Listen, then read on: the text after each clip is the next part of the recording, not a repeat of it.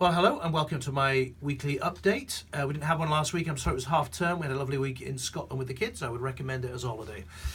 First of all, before I start, some congratulations. A couple of nights ago was the Stud and Stables Awards of the British Horse Racing Authority, sponsored by Godolphin. And we had two fillies, or whatever you call them, stallions. They were chaps in the competition. And amazingly, pleasingly, we won. Terry Doherty from Watership Down Stud won the overall prize and got a very large cheque. Good for him. And Cheetham Singh, who is at Parkhouse Stables in Kingsclear, working for Andrew Baldwin, was also nominated and did well in the competition. So congratulations to both of them, and also the teams that support them and surround them. Great to see there's a very important sector of the North West Hampshire economy recognised. Now, here in Parliament, we are in the middle of the second stage, if you like, of the Article 50 bill. It's going through the House of Lords at the moment. It got its second reading last night without a problem, went through on the vote, but we now come into the sort of committee stage where amendments will be considered. Unlike in the Commons, where hundreds of amendments have been put down ridiculously, the Lords have focused on a smaller number. I think there's 8 or 9 amendments that have been put down. And it does look like they're flirting with possibly tinkering with the bill a little bit.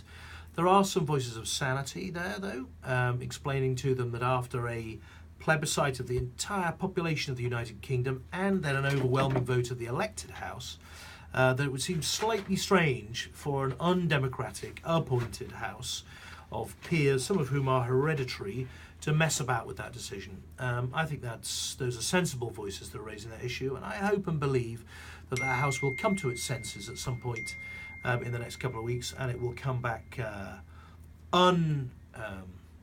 unmolested, let's put it that way. Second thing just to talk to you about is we're approaching the budget. It's coming up on March the 8th. If any of you have any particular issues that you want to raise, please do let me know. Now is the time. It's getting quite late to put submissions in the budget, but I'm always willing to look at good ideas. Please do let me have them. One of the areas that has been raised as a concern by a couple of constituents, though, is business rates. You will have seen the controversy in the paper over the last week or 10 days.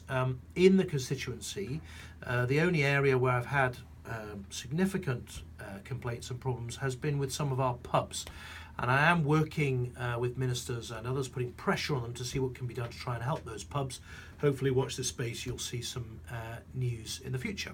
And then finally, just a little bit of interesting parliamentary, I guess, bill spotting for you. Today a bill was laid without debate by Chris Grayling, who's the Secretary of State for Transport, which will come for debate later in the year, changing the law to allow automated self-driving cars, would you believe, on Britain's streets. We'll be looking for that with interest, because particularly in rural areas, of course, the notion of having self-driving cars would be fantastic for people who are elderly or infirm or disabled, the ability to get around a lot more.